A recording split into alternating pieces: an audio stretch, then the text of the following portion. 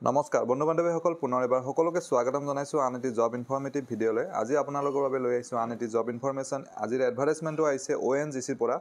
য'ত তেওঁলোকে 2236টা পদৰ বাবে আবেদন বিচাৰিছে গতিকে আপোনালোকে ভিডিঅ'টি চালে গম পাব কি পদ আছে কোৱালিফিকেশ্যন স্যালাৰি এজ লিমিট গোটেইখিনি কথা আমি ভিডিঅ'টি ডিসকাস কৰিম ইনফৰমেটিভ যেন পালে ভিডিঅ'টি লাইক আৰু শেয়াৰ কৰিবলৈ নাপাহৰিব চেনেলটো যদি সাবস্ক্ৰাইব কৰা নাই আজিয়ে কৰি ল'ব Recently ওলোৱা বহুকেইটা ভিডিঅ' মই আপলোড কৰি থৈছো আপোনালোকে মোৰ চেনেলটো এবাৰ ভিজিট কৰি চাব পাৰে মোৰ WhatsApp আৰু Telegram চেনেলটো ফলো কৰি ৰাখিব যাতে ইউটিউবত নাপালেও আপোনালোকে তাত এডভাৰটাইজমেন্ট বিলাকৰ খবৰ পাই থাকে এতিয়া ডিটেইল এডভাৰটাইজমেন্টখন চাইছো এইখন অফিচিয়েল এডভাৰটাইজমেন্ট আহিছে আৰু ইয়াত প্ৰায় 23টা এপ্ৰেন্টিছ পদৰ বাবে তেওঁলোকে আবেদন বিচাৰিছে location and tentative number of seats এতে অল ইন্ডিয়া গোটেইখিনি দিয়া আছে কিন্তু আমাক যেহেতু অল ইন্ডিয়া নালাগে আমাৰ অসমৰখিনি লাগে আমি কেৱল অসমৰখিনি ইয়াত চাম ডিসকাস কৰিম আৰু অসমৰখিনি ইষ্টাৰ্ণ সেক্টৰ বুলি দিয়া আছে য'ত প্ৰথমটো ওয়াৰ্ক সেন্টাৰ জোৰহাটৰ বাবে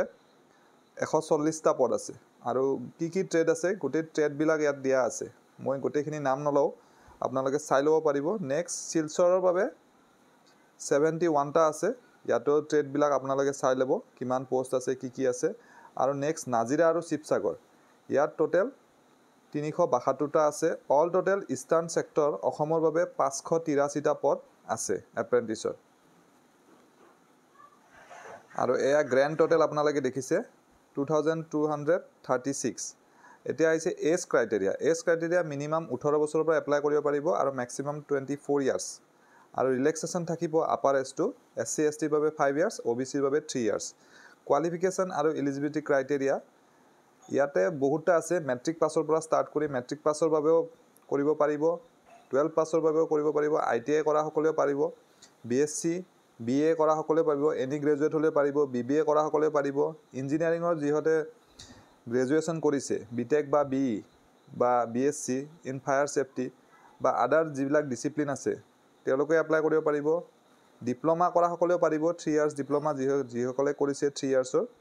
ইঞ্জিনিয়াৰিং ডিপ্লোমা বা জিঅলজি পঢ়া সকলে এপ্লাই কৰিব পাৰিব আৰু ইয়াত অনলাইন যোগে আবেদন কৰিব লাগিব অনলাইন ৰেজিষ্ট্ৰেচন আজিৰ পৰা স্টাৰ্ট হৈ গৈছে অহা 25 তাৰিখলৈকে সময় আছে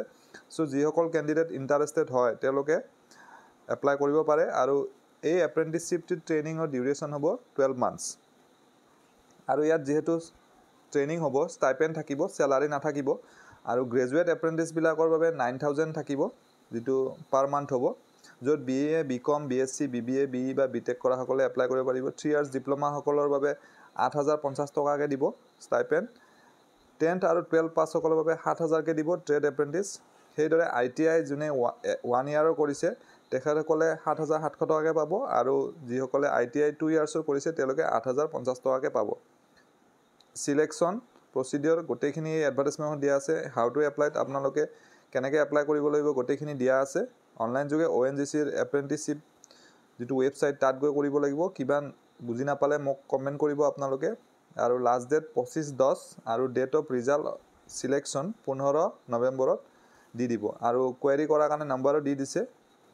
গতিকে আশা কৰিছো এই ভিডিঅ'টি জৰিয়তে আপোনালোকৰ মাজৰ বহু সংখ্যক ক্যান্ডিডেট উপকৃত হ'ব